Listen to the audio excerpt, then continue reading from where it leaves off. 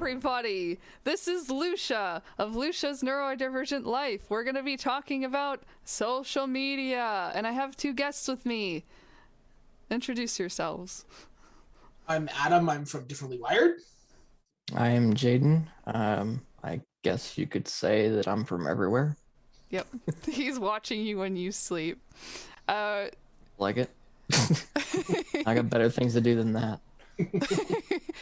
All right. So we wanted to talk about social media because obviously it is a thing that is prevalent in most people's lives in some way or another, obviously.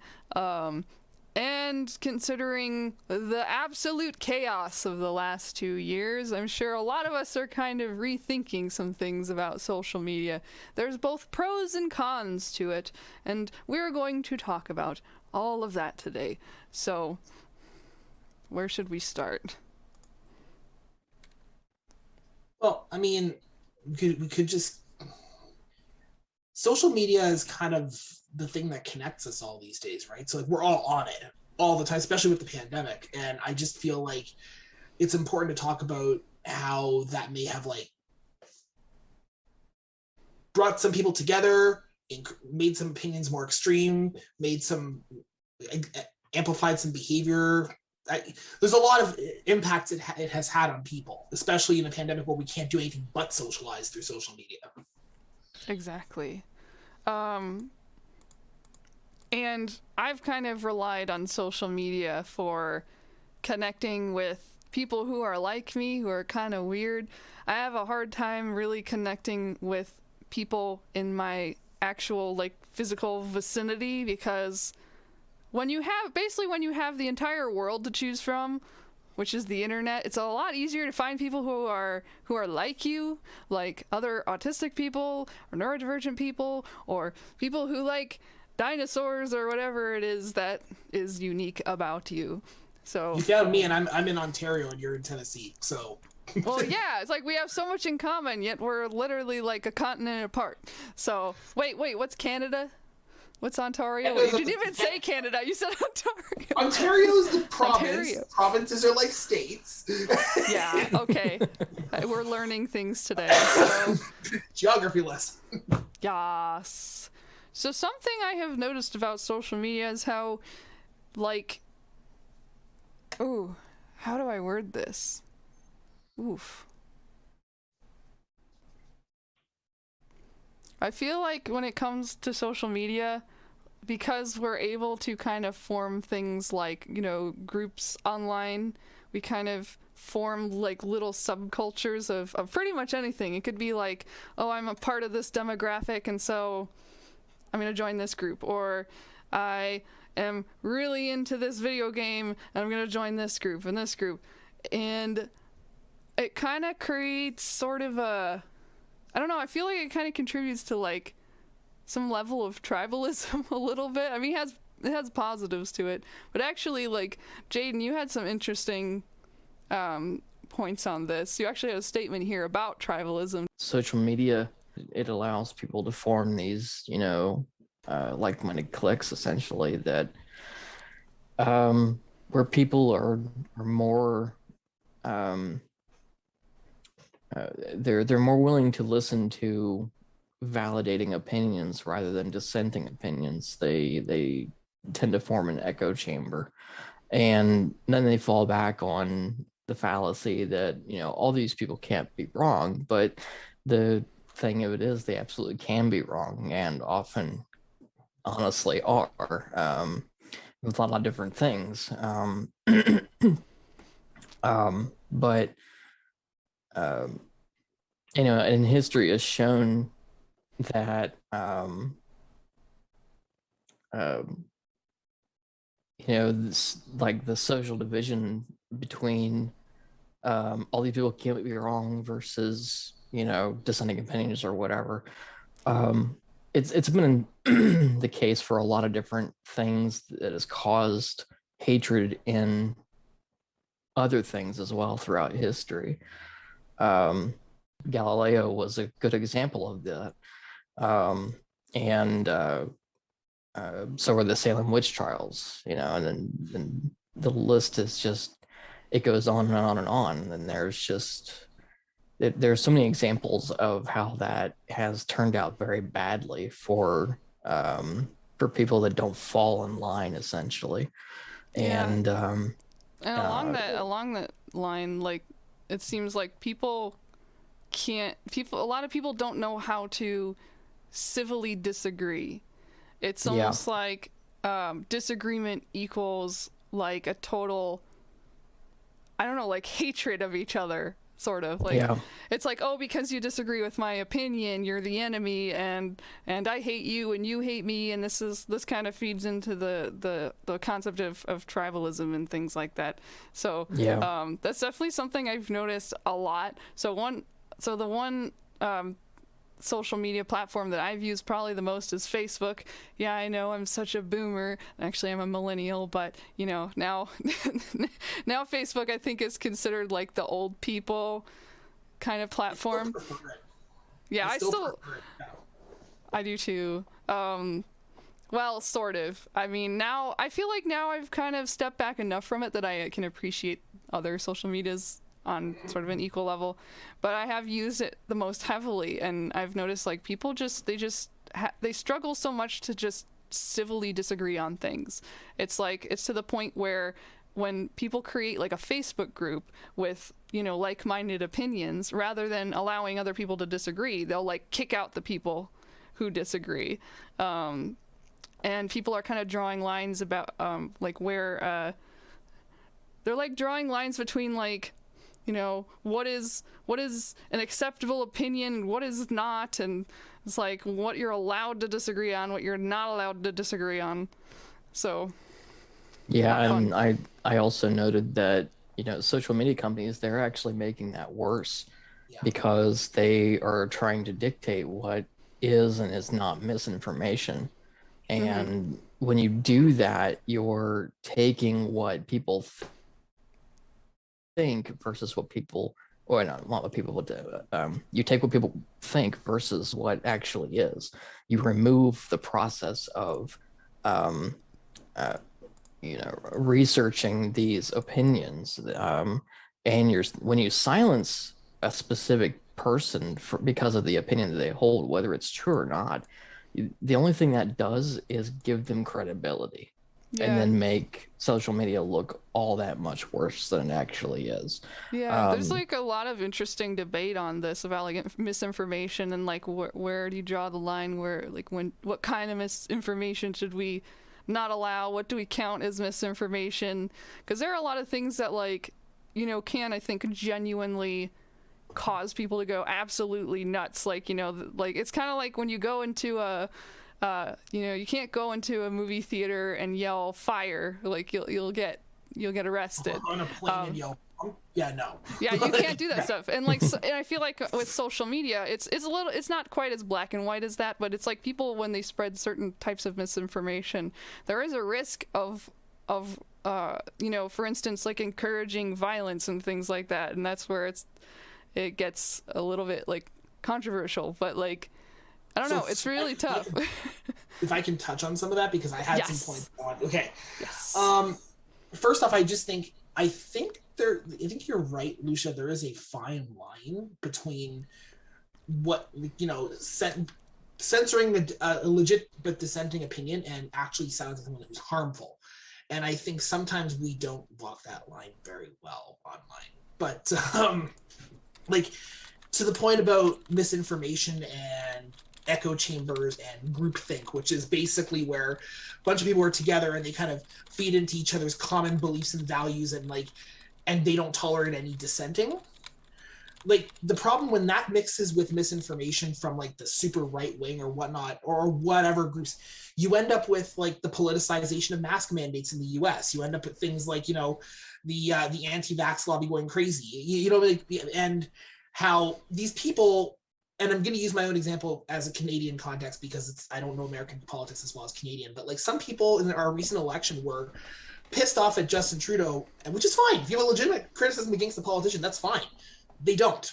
It's all just misinformation and hearsay and, oh, well, I don't like him because blah, blah, blah, or like I'm angry. I don't even know why I'm angry. I'm just angry like, because I just don't like your face, and that's why. Yeah, exactly. But that's why I'm going to completely discredit you as a person, kind of thing. And this is what it becomes, because then like the conspiracy theories mixed with the misinformation, mixed with the hate, and it just becomes this like toxic soup. It does. Very, very toxic soup that nobody should eat. Don't touch that stuff. No. So, and this is, yeah, and this is what social media can do when it creates echo chambers like that. But at the same time, if you don't shoot down hate and you just allow all of it to exist, you run the risk of creating more of these kind of groups too. So like, yeah. And I think that's really, really tough thing about that though, is kind of discerning what counts as hate and what doesn't, because there's a lot of people that have a lot of like a wide variety of opinions on that. Like, there are a lot of like extremely far right, like conspiracy theory kind of like websites and things like that just post like the most shocking stuff, but like to them that's just normal. They don't consider that like hate. So it's like you're essentially you're trying to operate with like different people who have completely different realities. And I think that like the tendency for us to want to gather like in groups, including on the internet, kind of contributes to this, and I think it's contributed to like even more polarization, like at least in the United States, as far as I know. I feel like everyone's just kind of gone crazy and we're all against each other, and we're all very much, we're more than ever, we're like so embedded in our own reality that it's harder to bridge the gap and like have an honest conversation with someone who has a different viewpoint. So yeah. Well, and then I mean, but on the other side as well, like this is not us telling you, the viewer, if something is toxic, you have to keep it on. You have to allow that person to continue to see your social media feed and that kind of thing too. Like, I mean, no, you are allowed your safe space even online.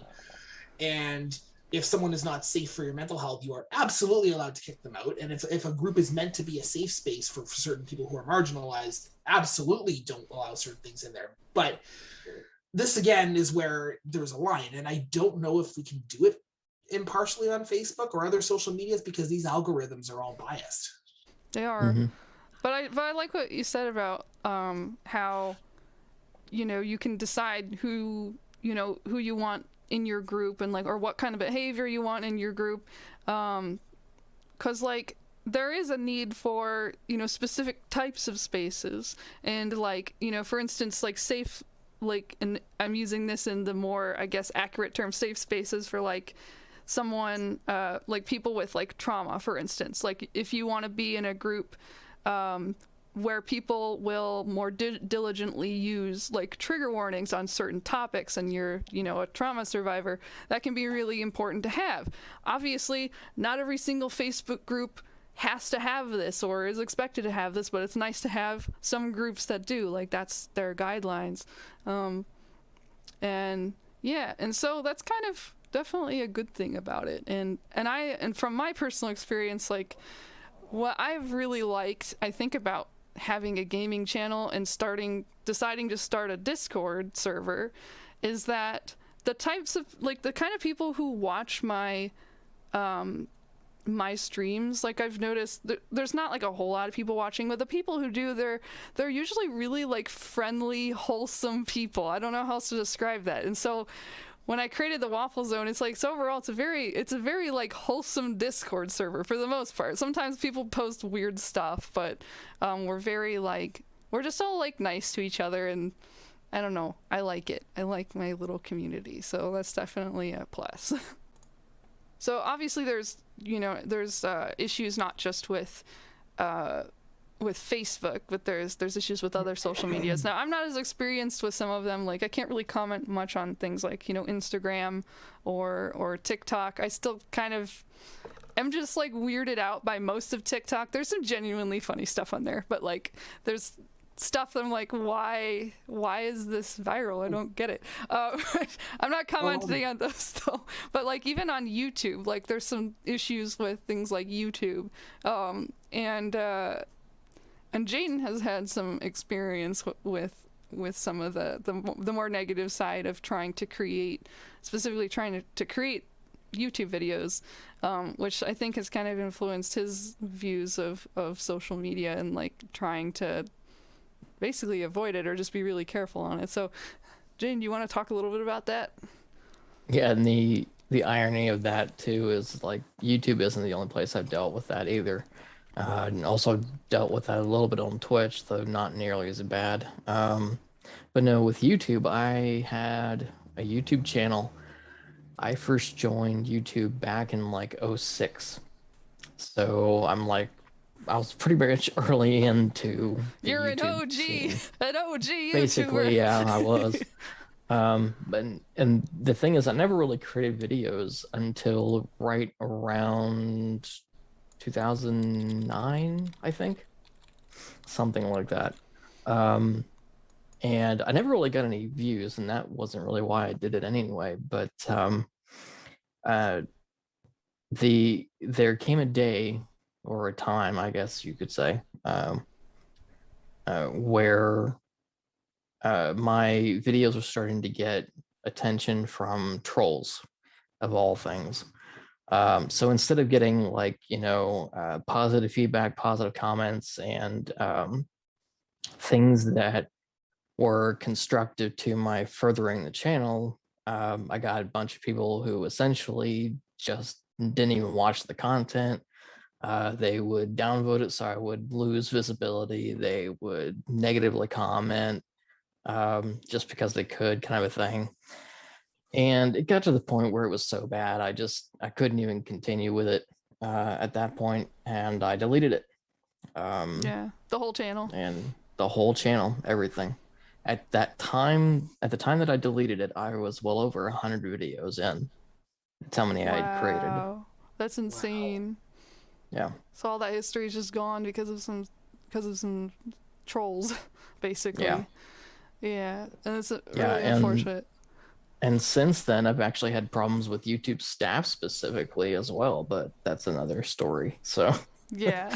and that's yeah, like, just another reason why I don't use YouTube very much for videos, video creation anymore. Mm-hmm. I think that's probably a reasonable, I guess, reason.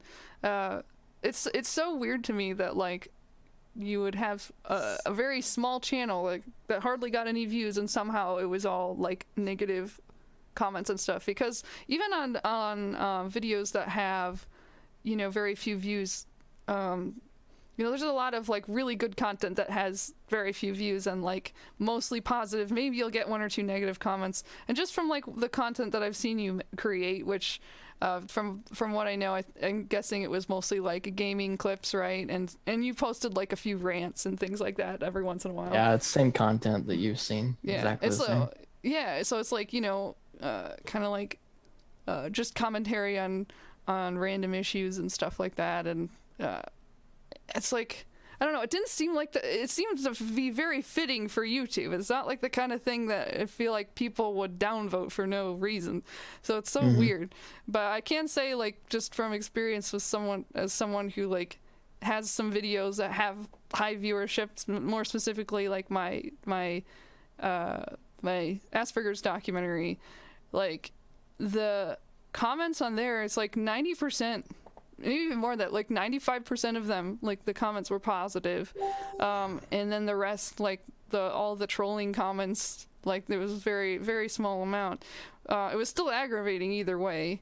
I got quite a few, honestly, the most common troll comment, it's like it's not even that bad, it's just sad and kind of funny, is people would just post the word ass burgers to make fun of how it sounds, and I'm like, thank you, yes, that is how it is pronounced, at least in the US. But it's like very creative. Nobody has come up with that joke before. I wrote that joke into my memoir just because I thought it was hilarious. Oh, but gosh. I also think it's so groan worthy because, oh god, yes, I know that's what it sounds like. Yeah, it's like that's old news now. That joke has been exhausted. Like even South Park used that joke, so we're good. Yeah, but like it's funny. So my YouTube channel never quite got as big as what you described, Jaden, but I did start one about like neurodiversity and autism awareness and all that stuff a couple years ago. And I don't really have that many followers. I think I have like 100 some, but like I've started seeing the occasional negative troll comment. And even on my differently wired on Facebook, like occasionally, very occasionally, but sometimes I'll post something like, I stand with neurodivergent people and people and marginalized people in the United States who are going through Donald Trump, blah blah blah. You know, I posted something like this last year, and I had like some negative troll comment on how you have no idea what Donald Trump has done for us, blah blah blah, and become this big, you know, it's like, oh gosh. I don't even know if you could call them trolls, because that sounds like some of the people who genuinely believe that. So I feel like trolls are the ones who are like just trying to get a rise out of you mostly. Oh, and I had someone tell me that ADHD wasn't a real thing after I posted the video. Oh gosh, I can imagine the rage you must have felt. Especially considering I had just been diagnosed with ADHD, so I was kind of riding high on that whole, co-diagnosis, multiple neurodivergent, let's do this, you know. But and then some random butthead decides to just like drag you down for no reason. It's just like, no, you can't be happy, you can't be validated. Nope, you're not valid. That's for babies. Speaking of validation. Which is where I think it's important as content creators who run spaces that you moderate spaces for like harmful stuff like that. Yes. Which is completely valid, but yeah, there's a very fine line, like I keep saying. Mm-hmm. I'm the kind of person who I lean towards allowing free speech to a point that like, I guess some other people might not like it. Like, you know, if it's like just somebody's opinion and it's not like trying to actually trigger people and stuff like that. Now, it's different if it's in my Discord server, because it's like I personally know, not personally, but like I've gotten to know the people in the server. It's a very small server. So it's like I'm a little more, I want to keep them safe. But when it comes to like, you know, comments on my videos and stuff, it's like if it's just like an opinion, like even if it's like, oh, you know, Asperger's is so overdiagnosed, blah, blah, blah. I've gotten quite a few of those. And I'm like, you know, it's just an opinion. I'm going to remove the things that are like either violating YouTube's community standards or that are extremely harmful and abusive. So, like ones that are obviously so. But oh, sorry, go ahead, Jaden. Sorry. Oh, I think I was done. You had Jaden? Oh, Jaden have something to say? What? Who? What? Who's Yeah, talking? I have no idea. Okay. All of a sudden, we're just like, who's talking? I don't know. I don't What are words? No, I was just gonna say to that point, like, I'm the like on my neurodiversity channel on my Facebook page, I'm the first one to say something like ABA is a bad thing, and I will post a lot of things about how this is a bad thing and like why you shouldn't be doing it. I'm also not going to shoot down a parent who comments saying, well, this worked for my kid, blah, blah, because it's an opportunity for a conversation. You know what I mean? It's an opportunity to like educate, and like it's possible they won't change their mind and they'll be entrenched and whatever. But my hope is that either by seeing me comment or someone else comment, some autistic person or neurodivergent person who's just lurking on my page and not commenting will be like, oh, that's a counterpoint. And they, you know what I mean? Like, just seeing that discussion unfold can sometimes do more than just being like, no, you're harmful, so you're out. Yeah, and like, and while of course it's, you know, it's up to every person to decide, you know, who you want to talk to or who you don't want to talk to, who you want to associate with. Like there's like, obviously nobody has to talk to, you know, anybody. That's right. whether it's you know, parents of autistic children or anything like that. And 8 years are triggering. I get it. No, absolutely. But at the same time, like obviously, like you can choose who you want to associate with or like who you don't want to talk to on social media and stuff. Especially if it's, you know, out of like safety and your own sanity. At the same time, I feel like, you know, from the perspective of someone who's like, let's say a parent of someone on the autism spectrum who's posting, oh, this worked for me, or just posting their thoughts about, you know, anything in a reasonable manner, talking to them opens up more doors, opens up more information for them, so they know, like, you know, let's say they're not familiar with neurodiversity at all and they have more of a medical view of autism. Having a conversation that they might learn something from that, or you might learn something from them, either or. But if we completely shut them out 100%, then all that's really going to do, it's going to keep the ignorant people ignorant, and it's also going to, I feel like, create almost a kind of persecution, persecution complex, like, for, like, the people who are being ignored, because it's like, why won't any autistic people talk to me? Why are they so mean to me? Why are they lashing out at me? It already does. That's exactly what happens in our community, in our communities half the time, because, like, I think, and again, in saying this, I am not saying to anyone watching that as a marginalized person, you have to put yourself on the line to educate. It is not on you. Google is a thing. People can Google. It's there's a lot of stuff out there. It's not on you. But if you're willing to take a stand and educate, chances are you'll make more change. Exactly. So, totally. Yeah. And I think it's important to mention too that you mentioned how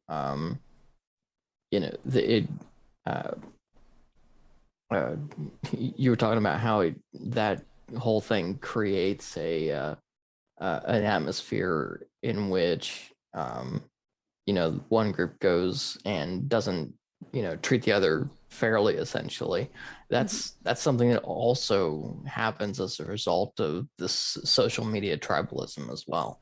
This right versus wrong, truth versus fiction, this whole crap. That's why I think it's extremely important for sites like Twitter or Facebook to stop trying to dictate what the truth is and allow people to discuss it, to allow people to find out what the real truth actually is. The people who want the truth are going to do actual research.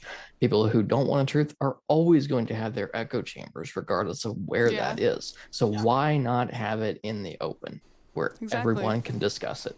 And I almost feel like maybe something that could help is having some kind of, like, either mandatory or mandatory or optional, like, class, like maybe in school for kids, about social media, how to find, like, if you included in, like, a critical thinking class, even, like, how to determine basically an opinion from facts or things like that, how to do actual research, how to not believe something just because someone posted it on Twitter, or put it in a photo of Abraham Lincoln or something like that, like some inspirational quote that doesn't exist. That is something that right now schools absolutely have to have. Yes. That is a vital part of critical thinking that most people seem to lack for whatever reason. That's something that a lot of people do develop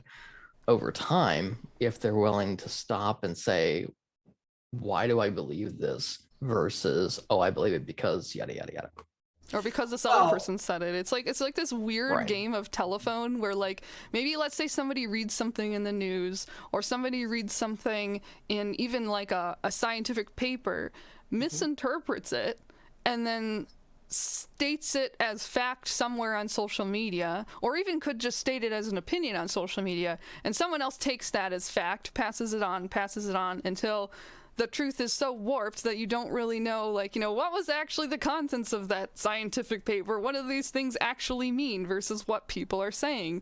Stuff like that. We're playing the telephone game in grade 1? Yeah. Or even worse, when there's an official, you were talking about scientific papers, it made me think about, Wakefield and his whole shtick. What happens when you have officials who are, clearly biased towards something for one reason or another, and falsifies data and then disseminates that data in an official capacity? This is something that critical thinking would also allow you to question as well. It's not just personal opinions out there on the internet. It's, am I being told the truth, or is there more to this? That's what critical thinking is. Exactly. And for those of you watching who are not familiar with Wakefield, it's Andrew Wakefield. Correct me if I'm wrong, Adam.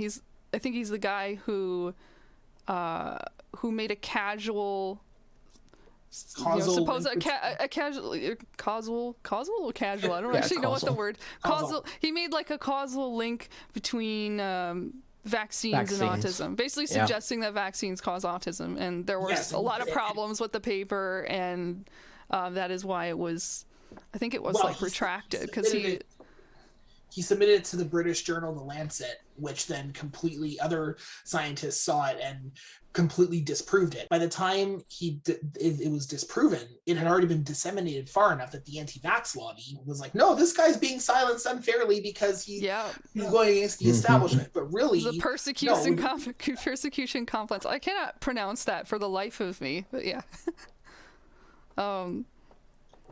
But I was going to make a point about critical thinking too. Like, I've heard it said that, well, the university doesn't teach you what to think, but also how to think, and I'm like, okay, I agree with that, but that's kind of classist. Like, it shouldn't be relying on like post-secondary education to teach people how to think. That should be something that's accessible and in the public school system, because especially now, because everyone needs to know how to critically think. I'm grateful that I learned how, but like people who didn't think they know how, but they don't, because we're not teaching it. I'm so grateful that I went to college. I went to college. Sorry, had to say that. But that's like, honestly, that's when I really learned critical thinking. Me I think too. because it was like a liberal arts school, so I had a very broad range of things that I was learning about. So I actually learned how to more critically think about this stuff. So something else I wanted to touch on is so two more things that I do want to talk about are basically how we treat like advocates online, just like, you know, whether they're casual or official or any of that. And also I want to talk about like more, and I didn't have this in the notes, but I wanted to talk a little bit about sort of some other effects of social media, namely how we like compare ourselves to other people and things like that. But let's start with, so in Adam's notes, sorry, my brain. The perfect activist thing? The perfect activist. Let's talk about that expectation that is often placed on, like, for example, like autistic advocates and others. Oh, this is fun. Yeah, I'm gonna let you start on this juicy topic. Okay, so there is a tendency on social media, well, I mean, among activism, and in saying this, I am a huge activist, left-wing credentials, you know, I'm a fairly liberal person. You're freaking leftist? Black Lives Matter, you know, pro-trans rights or human rights, all of the things. But we tend to have this idea that you have to measure up to a certain level of purity and perfection when you're advocating for something. Otherwise, you're immoral and we shouldn't associate with you. But this doesn't really help. No. Because the thing is, there are a lot of ways to change hearts and minds and advocate for things. And activism's hard. Changing the world is hard, and it's baby steps, and it's not always going to be a perfect solution, and it's not always going to be like the path to success that you want. Like we may never achieve a perfect change, but that doesn't mean we don't try. A lot of times we act as though if we try but we achieve an imperfect point, then we failed, and we bitch out a person who doesn't measure up. But like, no, because the road to Rome is paved by, like, I'm combining metaphors here, but Rome wasn't built in a day, and it's the same kind of thing. Like, I've seen many different approaches to, again, anti-ABA and pro neurodiversity friendliness. I see many different approaches to like neurodiversity rights and like all kinds of things. And unless you're outright advocating for harm, which none of us would be, then I don't see a problem with letting people advocate in their own ways as long as they're not harming anyone. Yeah, exactly. And like you said, it's like baby steps. It's like, I wish that we could just have a button that you press and it just fixes everything, but it's not really that simple. And also on like the concept of like the perfect activist and whatever, just holding activists to this super super high standard, or even just each other to a high standard. Like for instance, like if you're an autistic person, even if you're not explicitly an online advocate, you know, let's say you're on Twitter. Why would you be on Twitter anyway? But I mean, let's say you're on Twitter. Let's say you're on Twitter, like discussing something important relating to like issues that affect autistic people. If you have a slightly different opinion from the autistic community, and by autistic community I mean like a very specific portion of them, then you're not like, I wouldn't say you're not a real autistic person, but it's like you're like the worst. All of a sudden you're just the worst because you don't share like the same opinion. Like there might be, for example, there are some autistic people who actually don't prefer to be referred to as autistic. They prefer person with autism. Obviously we're trying to move towards, you know, majority using autistic, because to a lot of us it's more, I guess, like humanizing. But like I kind of understand where other people are coming from and their kind of logic behind how they identify, and I want to respect that and not be super forceful, because again, you can't force change. You cannot. It's baby steps, and you can't always do it even just with like one person. Like you can't, like I feel like the goal shouldn't be to like to look at someone who has a different opinion and try to change that person's opinion or change their whole way they view everything, because that's not really how change works. It's more of a gradual cultural shift. Yes, like, don't get me wrong, if it was up to me, ABA would burn in an unholy hellfire, and we would start using autistic, and we would, you know, all of these things. But I'm sorry, in the real world, if I come across a parent who I'm talking to who is pretty level-headed, has their kid in ABA because they don't have any other resources in that area, but make sure that their kid's not being prevented from stimming and their kid gets breaks and all that stuff. Like, sure, I'm never going to love the fact that their kid's in ABA. Never. Mm-hmm. But I kind of consider it a victory if I manage to convince them to at least protect their kid's right to STEM. You know, like it's little things like that. And then like the little things create bigger things, because then if they're questioning, well, my kid should be able to STEM, then maybe eventually they'll be like, well, why am I trying to change my kid at all? You know what I mean? Like, you don't convince people by being like, rah, rah, rah, rah, you're awful, rah, rah, rah, because then you're just going to create those dividing lines again. Exactly. And I'm probably going to get some crap for this, but like, I guess one example of this is, if you're familiar, I mean, you guys probably already are, but with Mark Rober, the YouTuber, he did that. He hosted a live stream called Color the Spectrum, where he was raising money for an autistic organization. Oh, the super controversial one, yeah. Yeah, the super controversial one. And little did most people know, I didn't even know, because I didn't do my research like before the event. I only really figured this out afterwards. But Next for Autism appears to support ABA and has some problematic things about it. And so it's like, yeah, he picked the wrong organization. But you know what I noticed when he first announced this event? He announced it with a video with him talking about his autistic son. And I think he might have used person first language or whatever, but the way that he talked about his son overall, like it was not condescending. Oh. It was not belittling, it was not dehumanizing. But more than that, he was like he seemed like he was just incredibly sweet about it. Like it was he was trying to help his kid. Yeah, like I think that the way that he talked about his kid was super respectful and awesome. And I'm like, when I watched that, I'm like, wow, like there are parents who of autistic kids who are that way. And in real life, that makes me happy. Yeah. Like in real life, I know a lot of my friends who are neurodivergent or in some way, shape, or form who have kids are very pro neurodiversity and are good towards their kids. There's nuance in real life. When you take the internet out of it, all of a sudden you see nuance. It doesn't always. Nope. No, it doesn't always apply that way. But I know what you mean. Like, oh, you know what I mean. Yeah. Some people, it's like they take the social media logic with them when they go out into the real world. So it doesn't always apply. But I see what you're talking about. But like.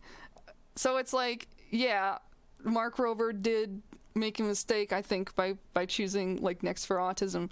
The autistic community spoke up about it, and I'm glad that they spoke up about it. And I think that they tried to find some kind of a compromise. I think they were going to give some of the money to an autistic-led organization. I don't know how all of that went down, but it's like the fact that he was super respectful in the way he talks about his son, the fact that he actually, you know, heard the autistic community and tried to make it right. He even talked about on the live stream, because basically the autistic community informed him that a lot of autistic people prefer being referred to as autistic people. And he actually talked about that in the live stream. And it's like, maybe, yeah, that's a really small baby step, right? But that's something. Most people, I don't think, would even do that. Yeah, and that's exactly my point that I'm trying to make is, excuse me, it's not COVID, I promise. Asthma. It's just asthma. Yeah. That's the point I'm trying to make too, is like, I think sometimes that we hope, we want, like, a lot of activists in any community, and understandably so, because, you know, when you've been part of a marginalized group, you're kind of tired of the shit. It's grating. It's absolutely grating. It wears on you. You're like, oh, another person talking about this and acting like I don't exist. That's nice. But at the same time, like, I think, and this is not me defending having to have these conversations, because it's freaking exhausting to have these same conversations over and over again sometimes, and this is why it's not anyone's responsibility to educate. People have Google. But at the same time, like, I think if you're willing to try to educate and accept imperfect baby steps, then that's where the real change starts to happen, like you said, Lucia. Because yeah, I think little things like I said, the mom deciding to police their ABA therapist to make sure the stimming is allowed, or Mark deciding to donate stuff to autistic-led charities and, like, referring to his son respectfully. These are the little things that eventually build up to big change. I agree. I was gonna actually ask Jaden if he has any thoughts on this topic. Yeah. I don't know if you have any, but yeah. I think y'all covered it. All right. Cool. So one more thing that I wanted to mention, and then we're also going to talk about some positives, because we should end on a positive note. But I just wanted to just briefly mention, like, how,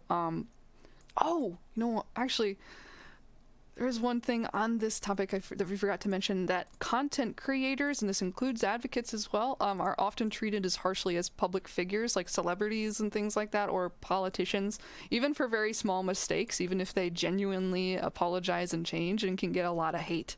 So that's just something I want to throw out there. Like, it's the difference is like, or the similarity there is so, like, weird. It's like all of a sudden, once you're out there publicly and have somewhat of a following, suddenly you're expected to be this perfect angel, and that's not how it works. So the other thing I wanted to talk about was how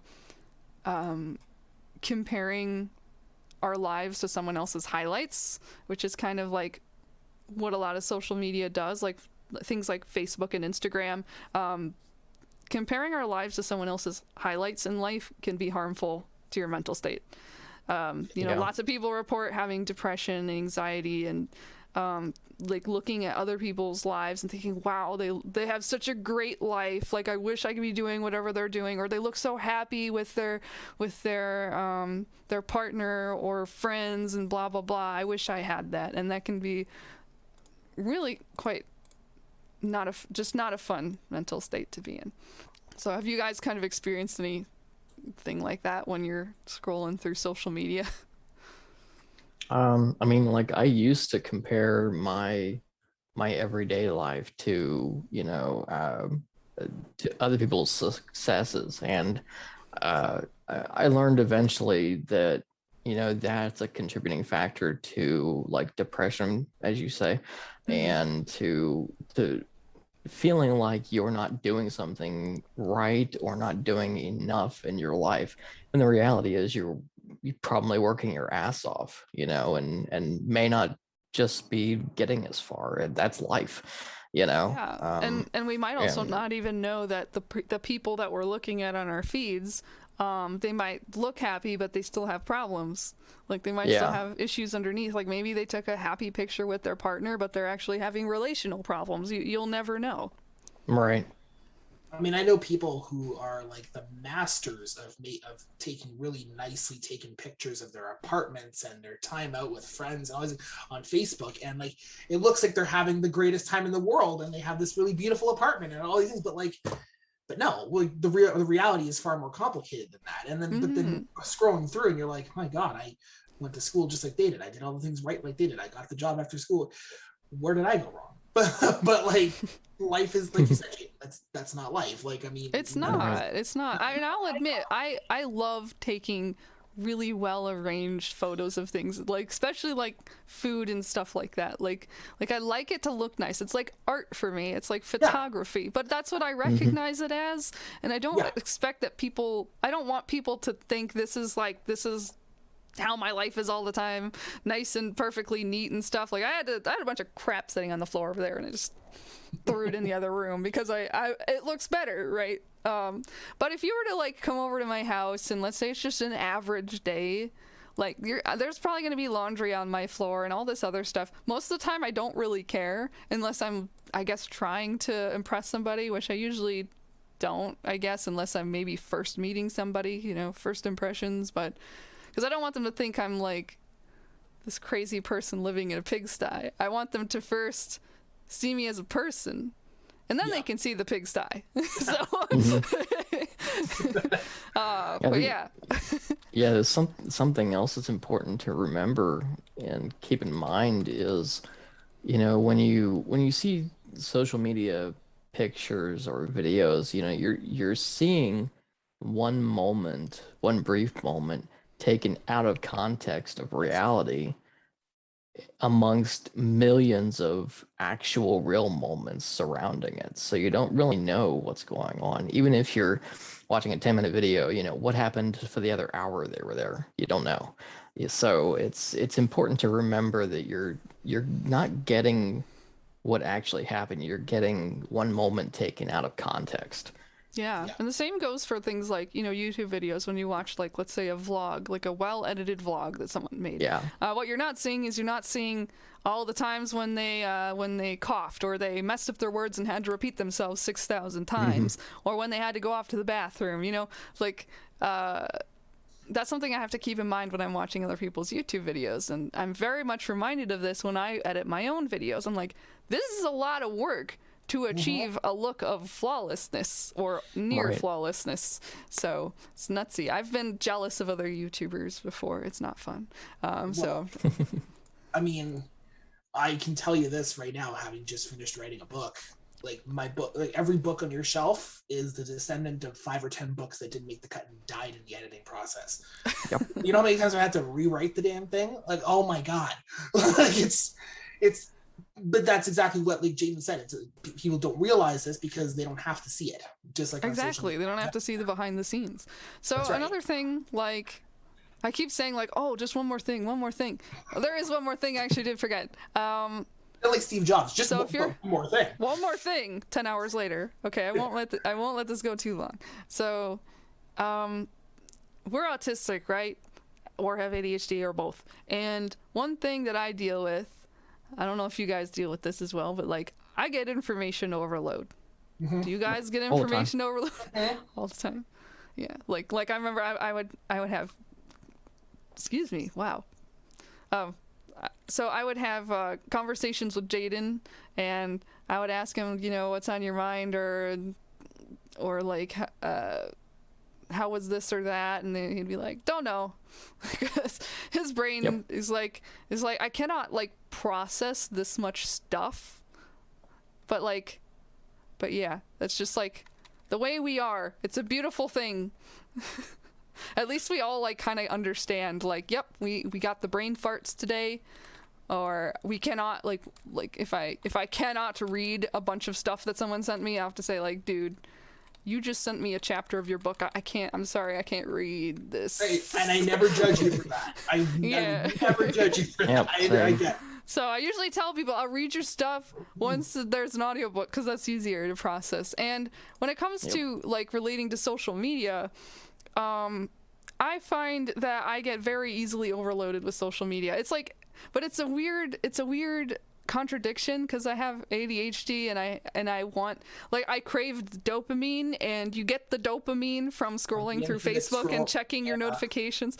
Yeah, the endless scroll and seeing funny memes. But at some point, my brain does fry. Oh, look, a cat.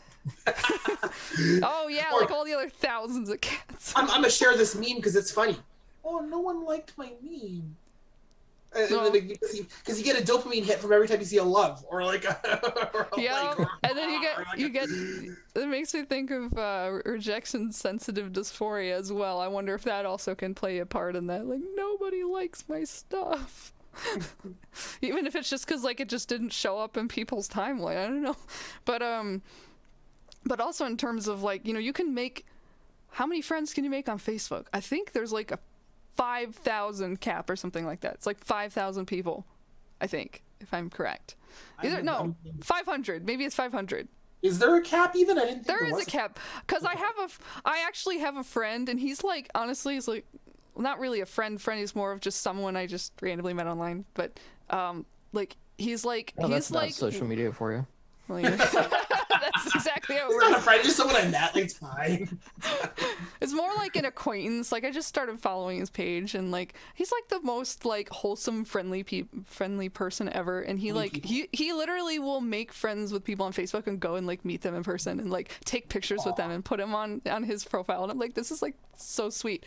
But because he makes so many friends, he reached his friend request like cap, like. I think it was around 5,000. And that just boggles my mind because, like, I have trouble remembering people even from knowing so many people. I'll literally go through my friends list and I'll be like, wow, I forgot like half of these people existed. Like, I'll still kind of remember where I met them, but I can't remember all the details. And I actually I did a little bit of research and came across something called Dunbar's number, which is supposedly a suggested cognitive limit to the number of people with whom one can maintain stable social relationships. And the number that he proposed was about 150 stable relationships. And obviously there's going to probably be some variation depending on the person. For me, that sounds like an accurate number, but for others, it's like maybe you could have more or less. I feel like hold about 10% of that. Yeah, I feel like being neurodivergent probably plays into that too, because I don't think I can maintain 150 friendships. Mm-hmm. Or at the very least, I have to have friends who like are willing to, are themselves neurodivergent and are willing to like fade in and out of my life depending on where they're at and where I'm at. Like, oh hey, we haven't talked in forever, but that's okay because we both have ADHD, so we don't notice passage of time. So how are you? Stuff like that.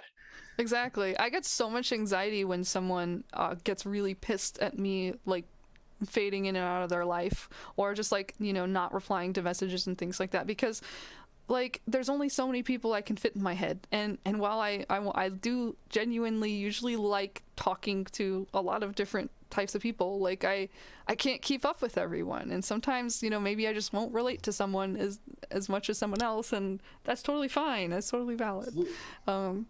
So it's definitely overloading. I remember when I was really, really addicted to social media, one of the reasons why I left was because, or why I took a step back from it, is because it was just overloading. It was too much information I was stuffing in my head.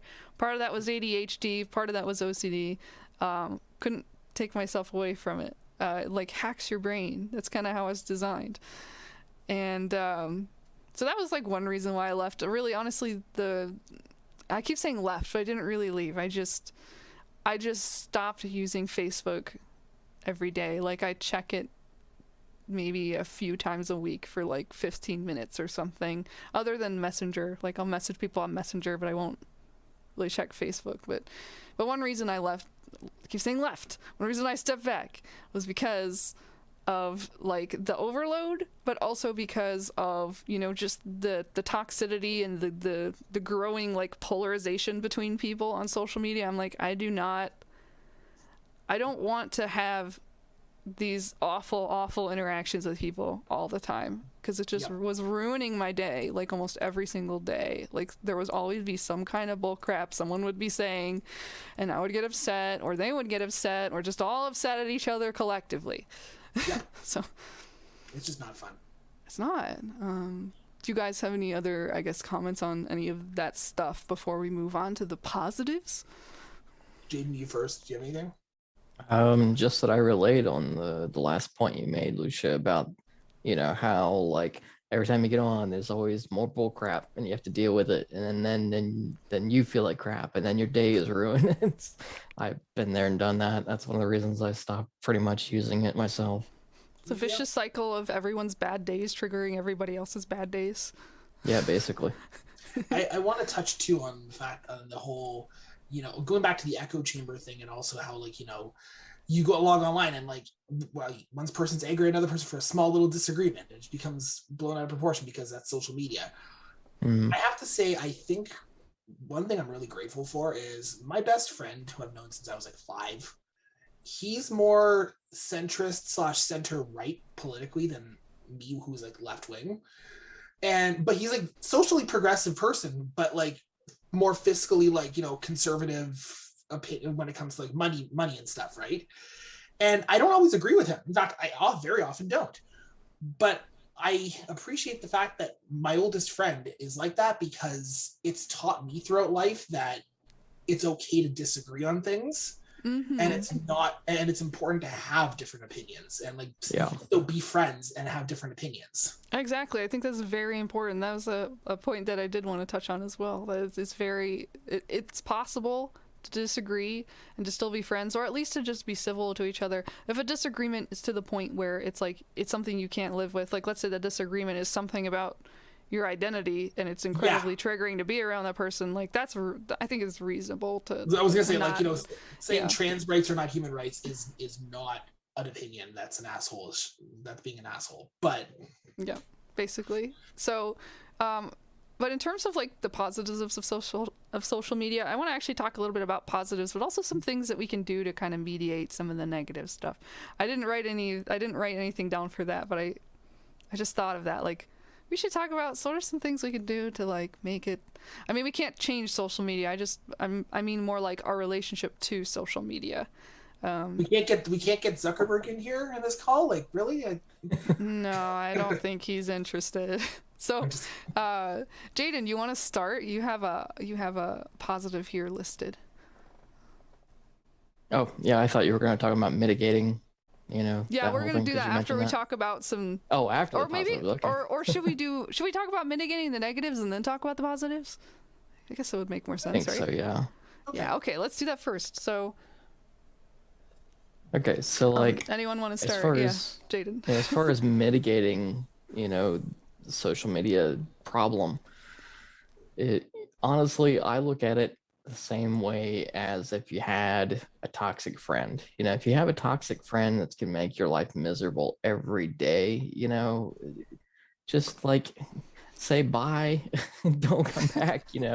It's why welcome something into your life that's going to be a negative force, and negative impact on you. Life is too short to deal with that crap. You just gotta do what you gotta do.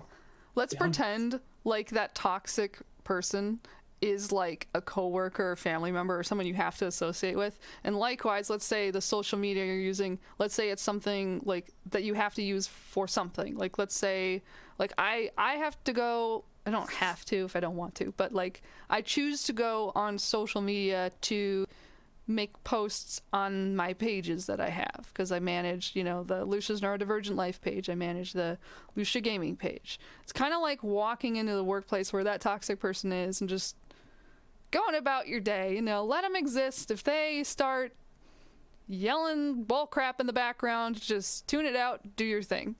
That's kind of how I would do it. But yeah, if it's something that you like want to completely let go of because it's just all toxic, there's nothing wrong with disconnecting completely. I know there are people who have before. There are people I know who've just completely left Facebook and deleted their account and everything. And sometimes, to me, it's sometimes a little bit sad because I'm like, oh, I miss all the conversations and stuff and all the posts. But like, if it's better for their mental health, it's fine. Yeah. Like, you leave if you need to. Well, like I was gonna say too, I mean, I think it's also like, if you don't want to go that whole step of like, I'm done with social media. Boundaries on social media are important too. Like, I mean, I have a toxic family member or two who I love, who in small doses I enjoy being around, but I will not be alone in the same room with, or I will, if I'm there, it's for like a family dinner and then I'm gone, or if it's a coworker, keep it limited to like the things we have to do with each other. But you know what I mean? Like almost like compartmentalize the toxic. If you have no choice but to deal with the toxic, at least keep it to like over here and be able to walk away and not deal with it. Exactly. Yep. And in terms of like, I actually have some recommendations for specific like apps and extensions that you can use to kind of, customize your experience with social media, as well as like if you have an addiction like I did, this is particularly useful. So in terms of like trying to customize your feed and things like that, or customize like well, if you're on Facebook, for instance, this is what I know about the most. Like I said, I don't really have much to say on the other platforms, but you do not have to follow people who are triggering you or posts that are boring or you're not interested in. Like, you can actually unfollow stuff. I know sometimes when you like a page, it'll automatically follow it. So like when I like a page, if I know I don't want to follow it, because if I just want to like it so it's in my likes, or so that I will know it's there and I could check it when I want, but I don't want to see it in my timeline, I will immediately unfollow. I have actually gone through literally all the pages and all my friends and unfollowed like everyone, which took a long time to do. And after that, I just followed a couple people I wanted to keep up with, and I just followed maybe a few pages that I liked, that I thought, were interesting or wholesome or something, like cat videos or stuff like that. So that was nice. So that's kind of a... Yeah. There's actually two, like, if you want to target specific people, you like toxic people, you can create a custom friends list and put them as restricted. Yes, the restricted list. I do this for coworkers who add me because, I mean, I don't know my coworkers' political opinions and I don't really want to create a drama. So you want to add me on Facebook? Okay, but you're going on a restricted list so that you can't see everything I post. Yeah. What the restricted list essentially does is if you friend somebody, or they friend you, and you put them on the restricted list, they're still on your friends list, but they can't see your friends only posts. They can only see your public posts.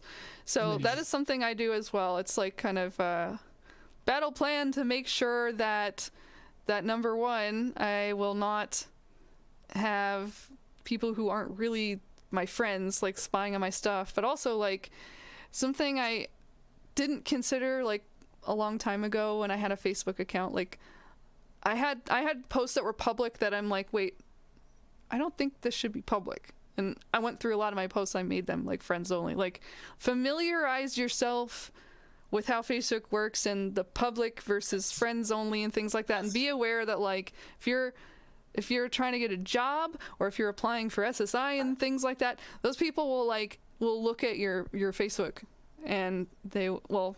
Maybe not all of them, but that's a very likely possibility. And so whatever, yeah. So just keep in mind that they'll probably see whatever is public.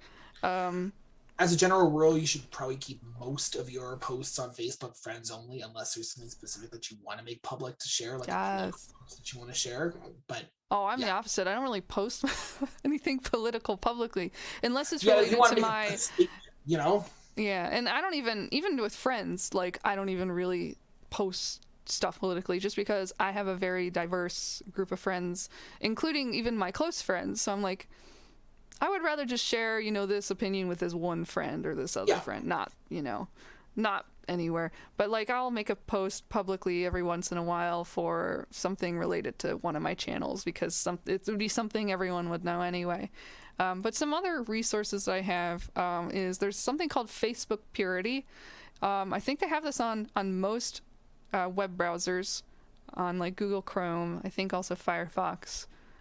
And essentially what it does is you can customize what you see and what you don't see on Facebook. Like, if you want to remove I don't think you can remove like timeline ads or anything, but you can remove like if there's like extra panels or things you don't want to see, like if you get information overload from that, you could turn those off. You can, by the way, I'm not sponsored or anything by them. I just really like this. You can actually put in some blocked words so that if there's certain words in people's posts that you don't want to see, then it won't show you those posts. Like if I were to actually look at my list, I think I still have stuff on there from like 2016 when all of that political craziness was going on. I literally put like almost every political term I could think of related to it. Be like, Trump, Hillary, politics, this, that, like a really long list of terms because that year was crazy and I didn't want to see any of that stuff. I also changed the Facebook icon. I wish I could show it to you guys. You could change the icon on like the top left of the screen. This is desktop, by the way. So yeah. On the top left of my screen, instead of the Facebook icon, it's this really nice little icon that says shithole to remind me that this platform is a shithole and I need to be careful what I post. That's awesome. So, I approve. That's awesome. Fun stuff. And 2 other apps I'd recommend. I know these are for Android. Not for, I don't know if they're for Apple or iOS, but I mean, if you have recommendations, Adam, let me know. I only just got the iPhone again, so I'm a little bit rusty too. So I'm still just okay.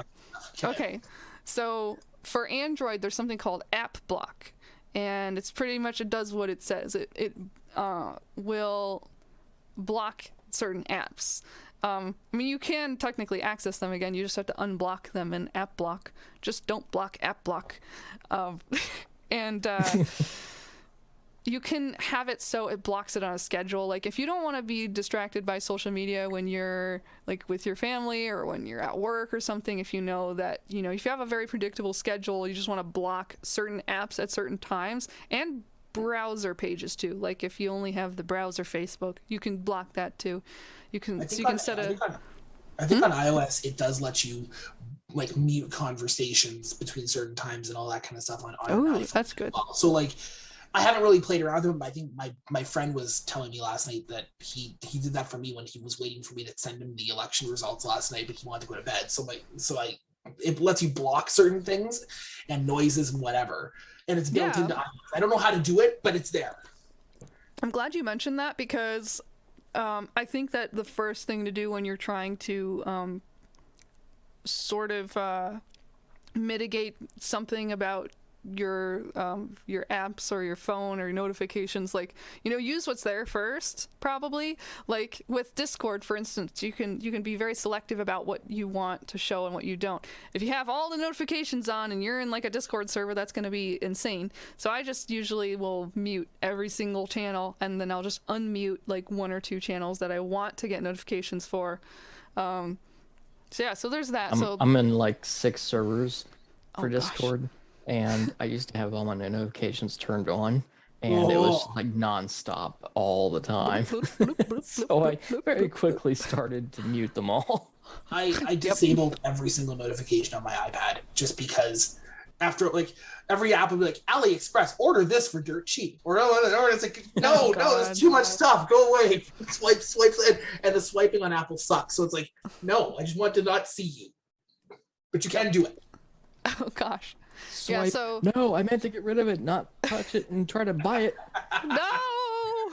Oh my god, you guys, there's a clip from this movie I need to show you later of it was from Mitchell's versus the Machines. Have you heard of that? I think it's on Netflix. Of this basically this crazy family, sort of pretty normal crazy family, and the dad like was trying to figure out how to use the computer, and it's like what do I do, oh no, I just accidentally ordered 6 Swiffers on Amazon.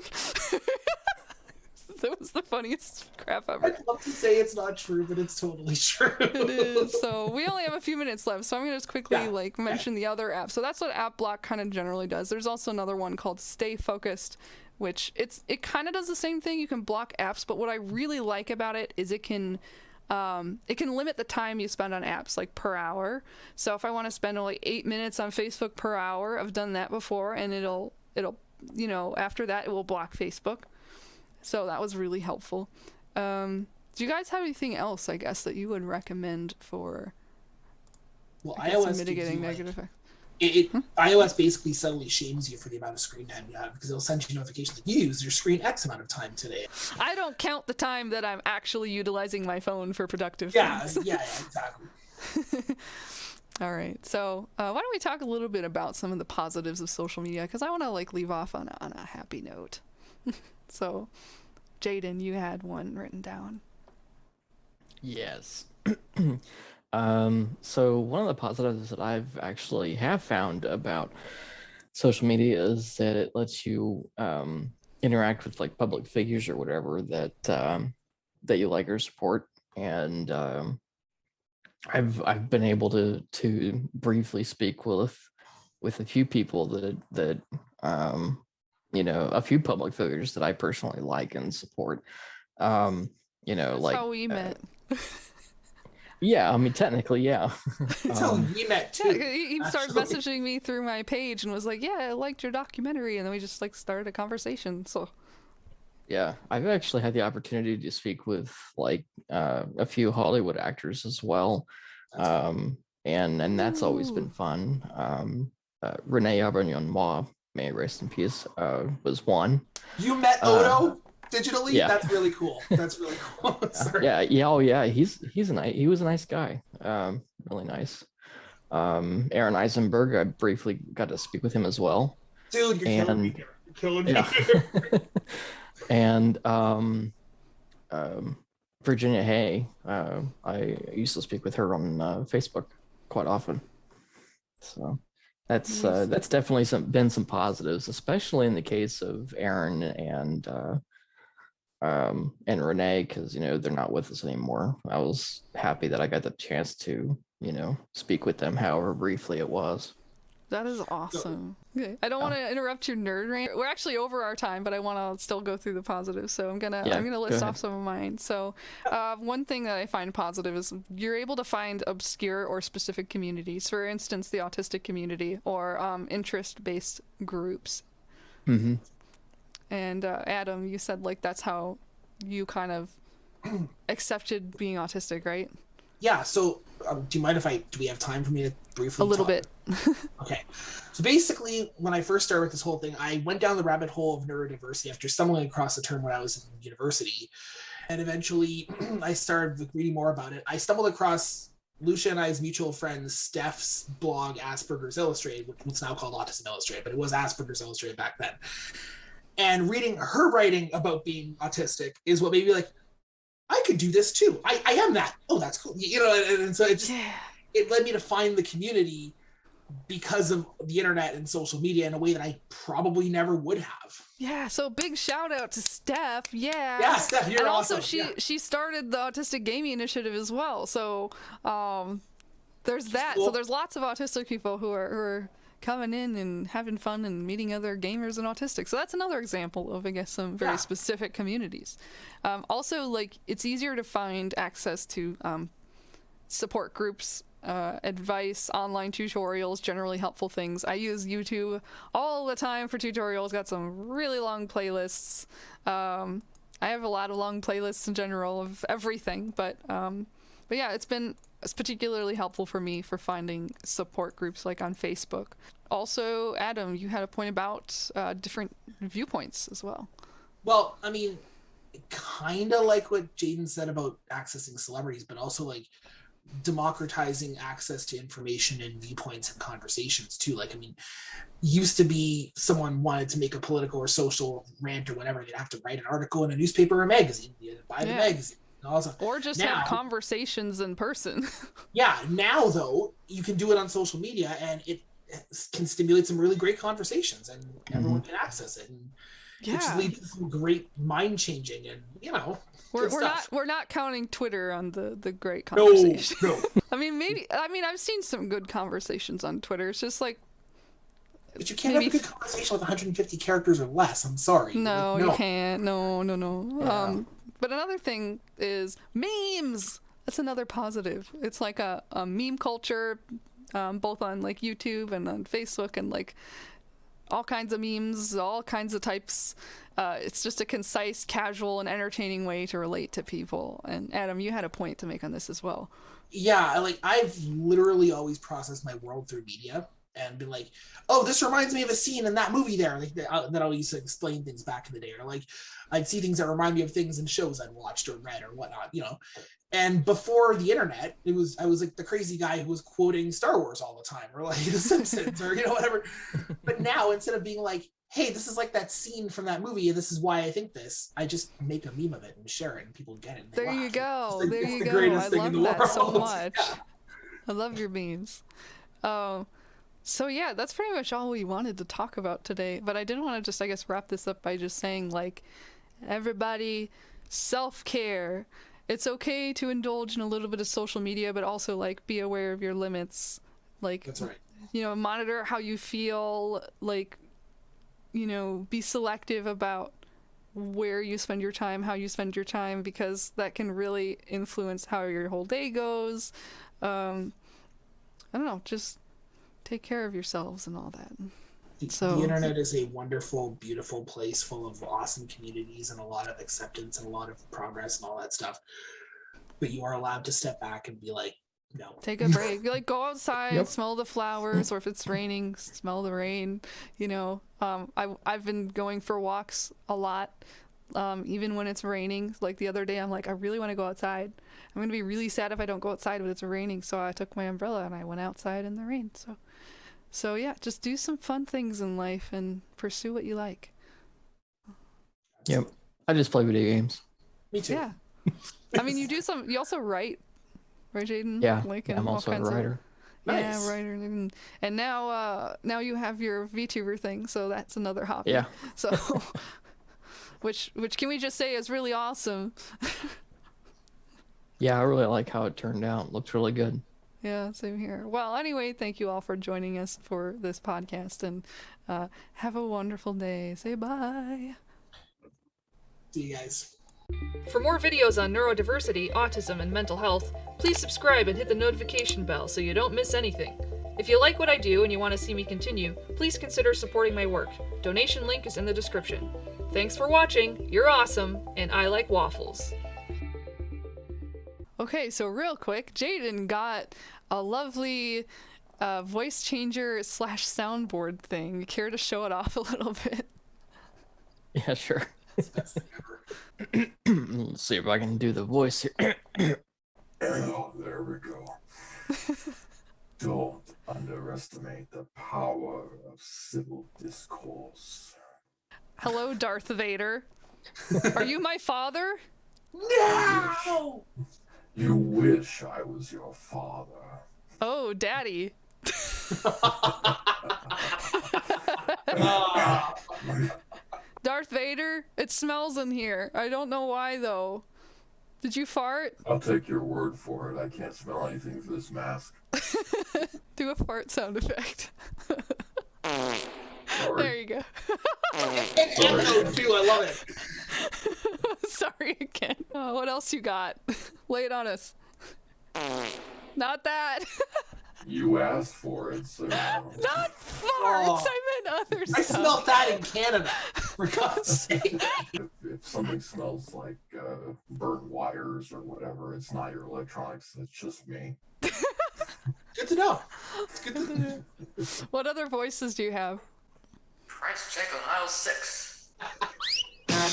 Clean up on aisle 3. And then I They slip stare on at a. me all the time, but then I'm an alien, so, you know.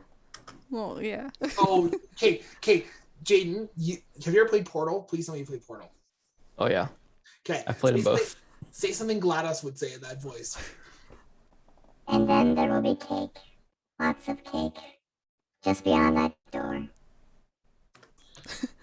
Don't you have like a Santa Claus? Oh, God. gross. You stop walking away. 3, Jaden! 9, 7, 14.